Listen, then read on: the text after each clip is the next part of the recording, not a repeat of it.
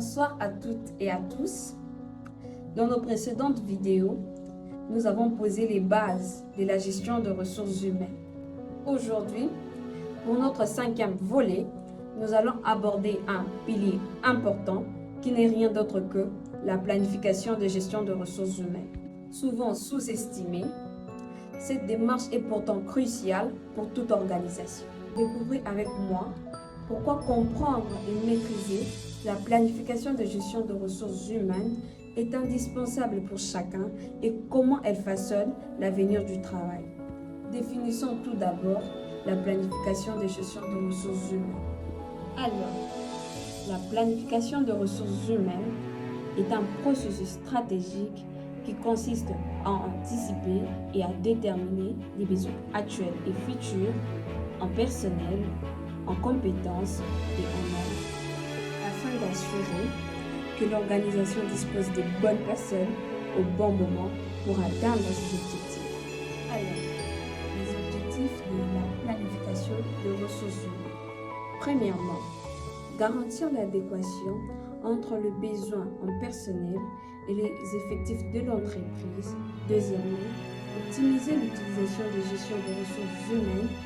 Troisièmement, anticiper les évolutions pour éviter les pénuries et les surplus de personnel. Et dernièrement, soutenir la performance et la croissance de l'organisation. Les étapes clés pour déployer une planification efficace des ressources humaines sont généralement au nombre de 5. La première étape, évaluer les ressources humaines actuelles. Alors, ici il s'agit de faire un audit complet sur les effectifs, les compétences, les qualifications et potentiels des employés pour connaître précisément ce dont dispose l'organisation. La première étape, évaluer les ressources humaines actuelles.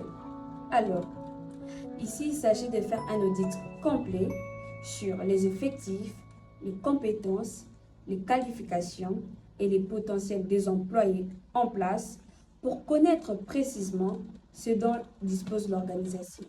Deuxième étape, prévoir le besoin futur en ressources humaines. Alors ici, on anticipe les besoins en effectifs, les compétences, selon les objectifs stratégiques, la croissance, les projets ou la restructuration à venir. Troisième étape, analyser les écarts entre l'offre et la demande. Ici, il s'agit d'identifier les manques ou les surplus en personnel et compétences pour agir. Recrutement, formation, mobilité.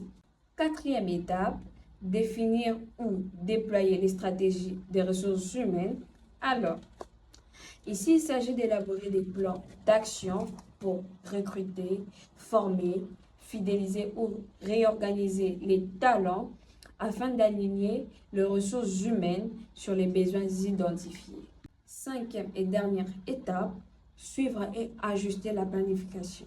Alors, ici, il s'agit de mettre en place un suivi régulier des indicateurs de ressources humaines pour évaluer l'efficacité du plan et l'adapter en fonction de l'évolution interne et externe. Ces étapes permettent d'assurer une gestion proactive et stratégique des ressources humaines. L'importance de la planification de ressources humaines. Une planification efficace permet d'aligner les ressources humaines sur la stratégie globale de l'entreprise, d'optimiser le coût lié au personnel, de garantir la disponibilité des compétences nécessaires pour maintenir la compétitivité et la pérennité de l'organisation.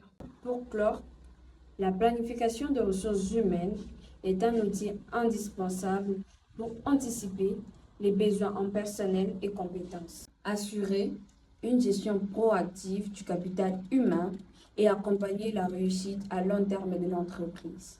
Elle permet d'éviter les déséquilibres en effectifs et de mieux répondre aux défis du marché du travail. Merci pour votre attention. N'hésitez pas à poser vos questions en commentaire et à vous abonner pour la suite. À bientôt!